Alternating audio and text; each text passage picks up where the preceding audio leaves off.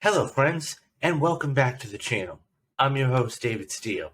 Today is going to be part 2 of our conversation with Ben about one of the greatest video games ever made, and that is The Last of Us Part 2.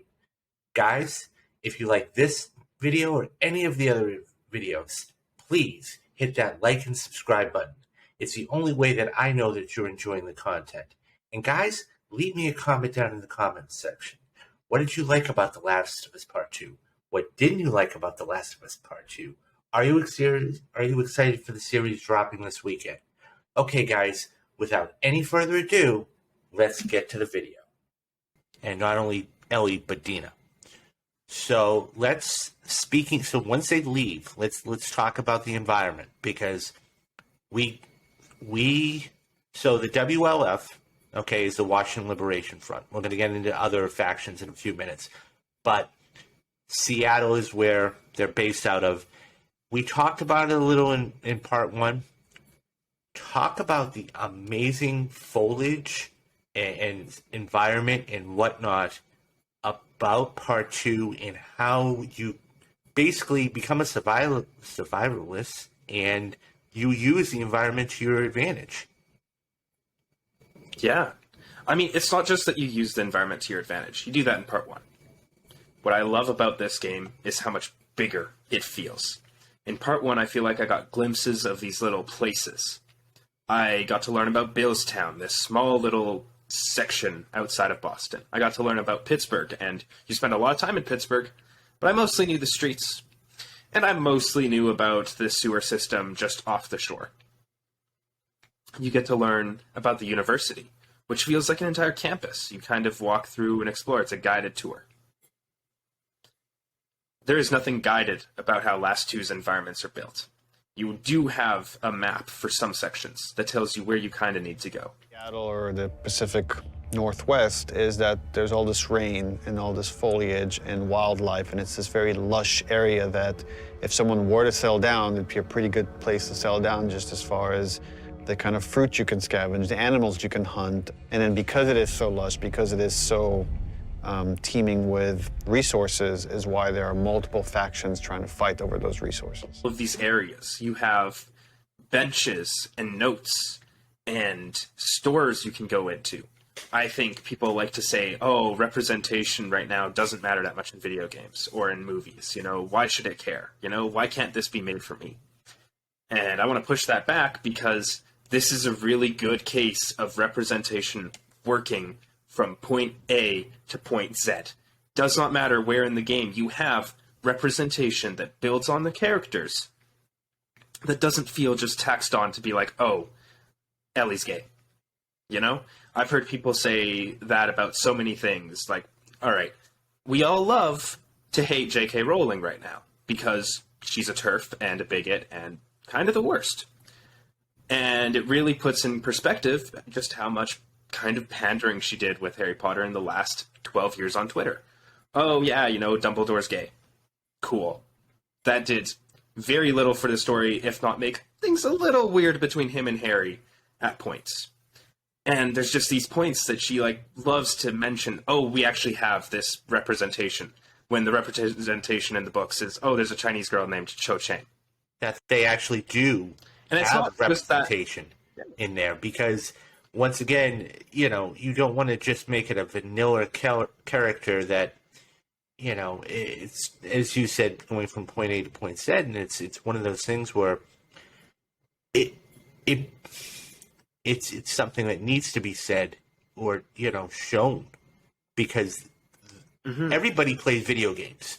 The large demographic, is the 18 to 34 crowd, males and females. And, there's a reason why when you put somebody that looks like you or is of your sexual orientation or anything else, you can relate to them. Yeah. And it's and even just mentioning it. Yeah. Like, the fact that they have LGBTQ flags in these torn down libraries. I was like, that's amazing. The fact that there's weed in the game. I'm like, wow, this is definitely more progressive than people probably anticipated. But I'm here for it. Because it doesn't criminalize any of this. It just says, here's this world, and we're not just throwing this in to say, hey, you're a part of this.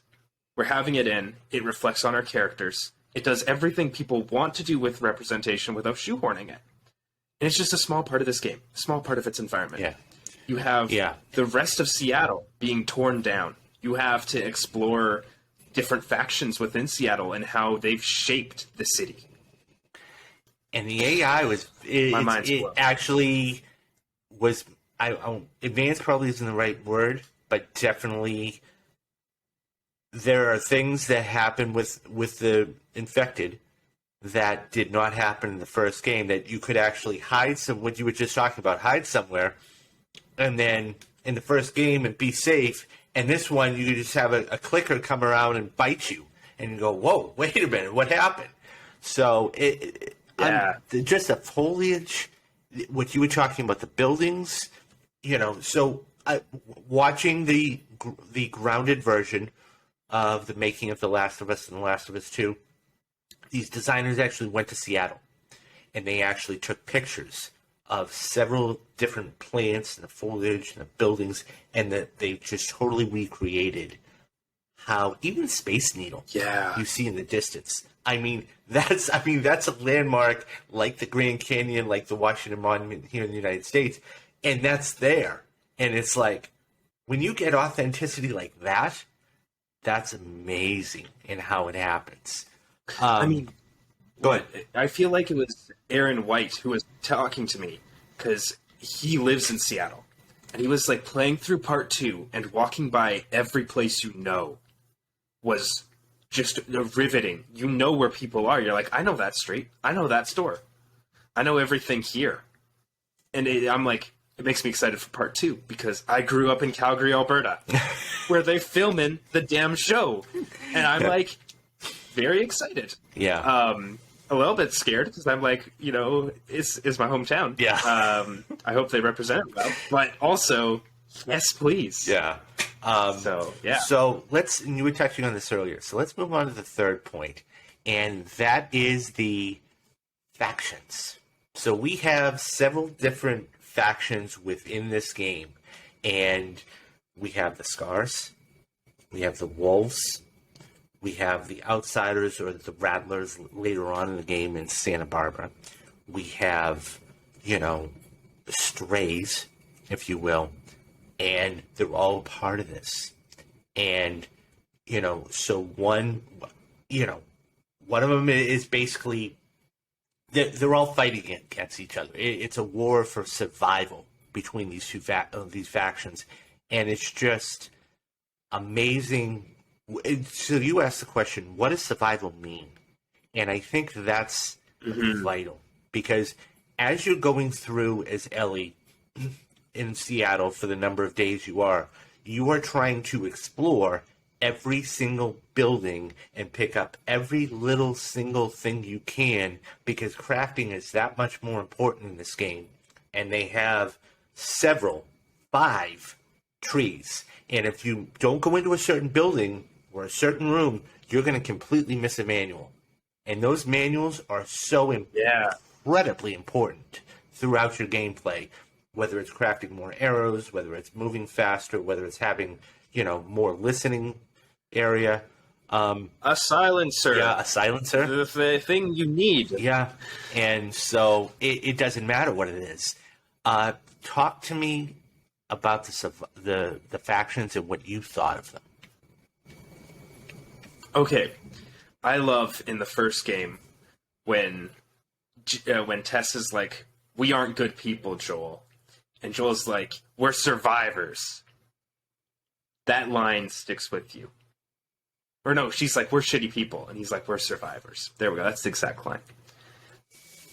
This game tests you on what it means to survive, what it means to keep going, what it means to push through, because Ellie's on one quest, which is to get revenge for the death of Joel. The unjust death of Joel, in her mind. And you know what? I don't completely disagree. Joel does a lot of shitty things in part 1.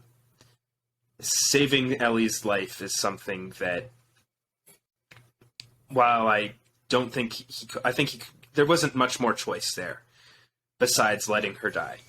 And major spoilers, while Ellie would have liked that, to have her life have meaning, it is not the choice that Joel could make. He cannot lose a second daughter. Right? And that's impactful. It's powerful in that first game. And I feel for Abby and what she's lost, because her dad was the surgeon that no matter how you played Last of Us Part 1, even a pacifist run, you have to kill 3 people. You have to kill bloaters in the boss fights, and you have to kill the surgeon. Yourself as the player. Does not matter. Marlene dies in a cutscene. No one cares. But you killed that surgeon as the player. And if you were me, you killed everyone in that damn building. Shotguns and all. I don't care. I started using the flamethrower in that game and realized, oh, this gun's broken. Good job. I really love that. I will say one thing. I love the twist. Abby has a genuine quest. I love the twist. I love the twist. Yeah. I love the connection, because you want to know why Abby hates Ellie so much. But when you see that twist, you go, yeah, whoa, okay. And that's... Yeah. We're going to talk about a little more of that later. Yeah. But holy shit. You are on this quest to kill Abby. And on that quest, you will kill every WF person, or as I like to call them, wolves. They can fucking die. They have dogs. Dogs are bad in 2 games, alright? Dark Souls and this. I have never disliked dogs more in my life. I love dogs, by the way. I have a dog at home. She's adorable. I will happily send pictures to throw up here. We love Hazel. Dogs in video games are annoying. They hunt you down. They move erratically. They're very difficult. Dark Souls has taught me, kill them immediately. It doesn't matter. They may look cute sometimes, or they look mangy. Stab them. They will jump you and take half your health away in an instant. Looking at you, Elden Ring dog that was broken during one patch that would kill you in 0.5 of a second. In this game, dogs are so much more difficult because they stun lock you. You have to do a quick time event to get out, and they always have another person with them. Meaning they give away your position, you're under fire, and if you don't immediately get out of that quick time event, even if you do, you're probably dead. So you're immediately looking for throwing a bottle to distract a dog, popping the person in the head, and popping the dog. In every gameplay scenario. Finding a way to deal with the dogs in the puzzles that are the combat challenges here is so important. And you kill them. It doesn't matter, because you want Abby dead. Heck, any of these wolves basically helped her on this way, and you'll kill many. And then you have to meet Scars, which, if you thought wolves are annoying, even though they will say, like, you know, be humanized, Scars don't even speak to you. They whistle. And they shoot you with arrows that deplete your health. And from Ellie's perspective, they're all obstacles in this path. But when you start playing as Abby, you see this completely different side. And it's why I say, what does it mean to survive? Because if part 1, you can choose to just be a survivor, do the bare minimum violence, you don't choose it, you just go. Part 2, you are choosing violence 9 out of 10 times. It doesn't matter which faction someone is, because they're in your way.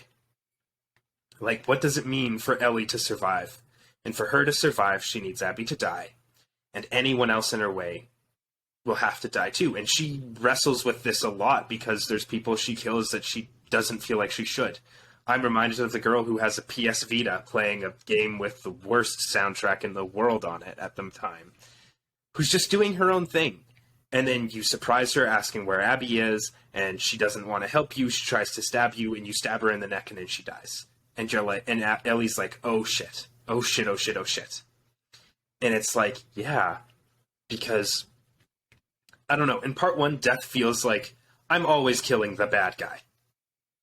Whether it's, you know, especially if it's David. Fuck that guy, that pedophile, cannibal, dickhead. He can die, right? And you know what? In my mind, if you're willing to kill a girl for a chance vaccine and not ask her permission, you too can die. Consent matters. That might be the most important part of part 1.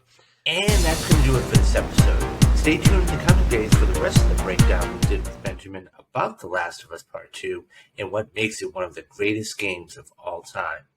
Guys, we're less than a week away from the biggest series on HBO Max dropping here on the channel, and that is The Last of Us. Stay tuned for channel breakdowns with Kyle, Tyler, Destiny, and myself after every single episode. And guys, if you like this episode or any of the other episodes we've done here on the channel, smash that like button and hit that subscribe button. That's the only way that I know that you're enjoying the content. And leave me a comment, guys, down in the comment box. Are you excited for the series? What did you like about The Last of Us 2? What didn't you like about The Last of Us 2? Would you like to see The Last of Us Part 3? Okay, so that's going to do it for today. Do the 3 things we need to do. Be careful, be safe, and have a great day. And I'm your host, David Steele, and this has been Real Talk.